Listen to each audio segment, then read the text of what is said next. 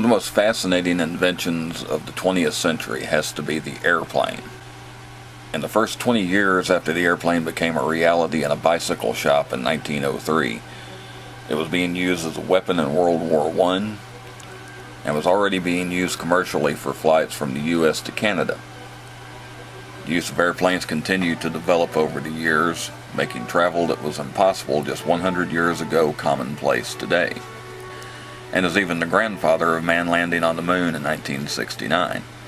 The Frontiers of Flight Museum in Dallas, Texas was formed in 1988 to help preserve some of the modern history of aviation, welcoming visitors with one of the more unique sights near Dallas's Love Field.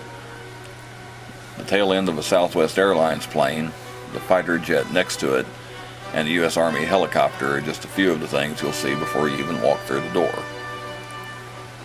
Once inside, one of the first displays is a replica of the Wright Brothers bicycle shop in Dayton, Ohio, where they designed and built the Wright Flyer at a cost of just under $1,000. Right outside the replica shop, you get a look at a full-size replica of the Flyer itself, the very beginning of the modern-day airplane. One of the greatest things they have on display isn't an airplane, but a piece of paper. The U.S. patent issued to Orville and Wilbur Wright for what was called a flying machine, dated May 22, 1906. Of course, it's sitting right next to a smaller replica of the plane. I'm sure Orville and Wilbur never imagined their invention being used for tricks, but by the 1970s, the Laser 200 set the mark for the modern aerobatic planes you might see at air shows. This particular aerobatic plane was built and flown by one-time American Airlines pilot Jim Roberts, and received his airworthiness certificate on March 3, 1980. There are no lack of displays honoring the military. Most are American-based, but there are exceptions like this British trainer called the Tiger Moth. One of the most famous biplanes in the world, the Havilland DH-82, took its first flight in 1931 and became the standard basic training plane for the Royal Air Force during World War II. One of the more interesting pieces of world military aviation history is this German First Lieutenant's tunic worn by Max Immelmann, one of Germany's first World War I aerial heroes. Even with the airplane in limited use during World War I, Immelmann shot down 15 Allied planes before his death in June of 1916. He was given Germany's highest military decoration just 5 months earlier, which would come to be known as the Blue Max in his honor. From France, this uniform belonged to Captain Charles Nungesser, and no, I'm not sure I'm pronouncing that right. One of France's most highly decorated pilots during World War I, he was dubbed the Knight of Death. Nungesser's aggressive style earned him almost as many wounds as he had medals. Of course, there are American military displays, like this one with a copy of the Dallas Morning News after World War II. There are some great small replicas of bombers, battleships, and fighter planes. But what is really cool about this section are the personal items owned by Lieutenant William Lamoureux, like this logbook and compass, as well as his helmet, goggles, and aviator's leather jacket. There's also a captured Japanese battle flag Lamoureux took home. The Tuskegee Airmen were also honored at the museum. Trained at Tuskegee Army Airfield near Tuskegee, Alabama, the group was made up largely of the first black military aviators in the U.S. Armed Forces. This is the uniform of Lieutenant Calvin Spann, a P-51 fighter pilot who was part of the longest bombing raid by the 15th Air Force. One of the gems of the American military collection at the museum is the uniform of Captain Eddie Rickenbacker. Having appeared at the Indianapolis 500 4 times, he was already a well-known race car driver when he enlisted in the Army. Rickenbacker was one of the oldest members of the 94th Aero Squadron in France. He would go on to become America's highest-scoring ace with 26 confirmed victories. While space confinements don't allow a lot of actual military aircraft to be kept inside, there are a few actual planes you can see, like the Voight V-173, an experimental plane nicknamed the Flying Pancake. Developed for the U.S. Navy for low takeoff and landing speeds, the all-wing design was intended to be a space saver on aircraft carriers.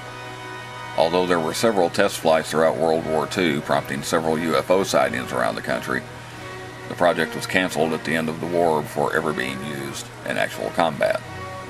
The most common use of airplanes is the commercial airliner.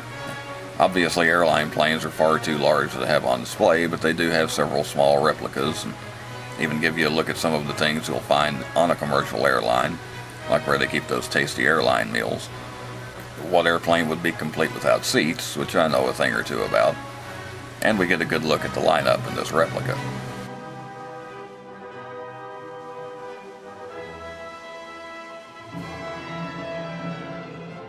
If you've never been on a commercial flight, you do get a good idea what boarding a Southwest Airlines plane is like, with the rest of that airplane sticking out the side of the building.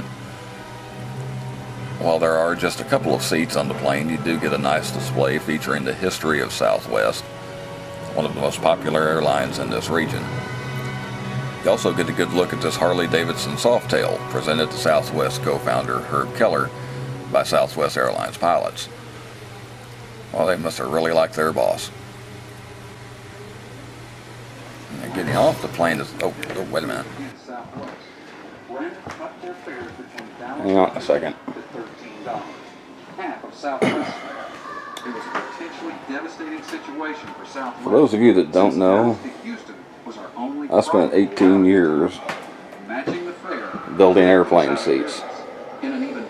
That was my job. One of our biggest clients was Southwest Airlines. Nobody's going to shoot Southwest Airlines out of the sky. And the thing is, we never got to sit in them. We get in trouble if we sat in them. Oh, look, there's some crackers. $13 fare. Or any customer who paid the full $27 fare could take home a bottle. Oh, man. The plan was ingenious. Not made for a fat man. Not sure if I had a hand in making that one, but I waited 20 years to sit in one of those. Now, it's not all about airplanes at the museum, as they feature other vehicles of flight. This replica of the Hindenburg stands out in a display featuring Zeppelins.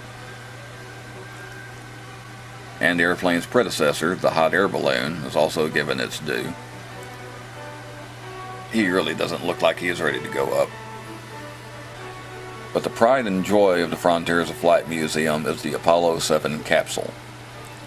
This is not a mock-up or a replica, it's the real deal.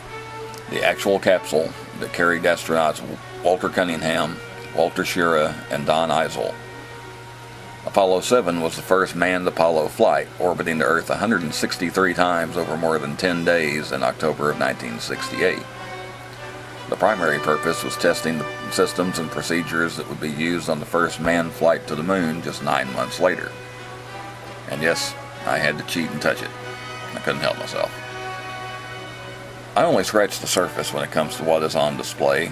There is lots more to see at the Frontiers of Flight. It's great for kids, and adults are sure to like it too. If you are at all interested in airplanes or the history of them, it's a fascinating place for a fascinating subject. If you're ever in Dallas, check it out for yourself. Thanks for watching. Links are in the description, and I will see you next time.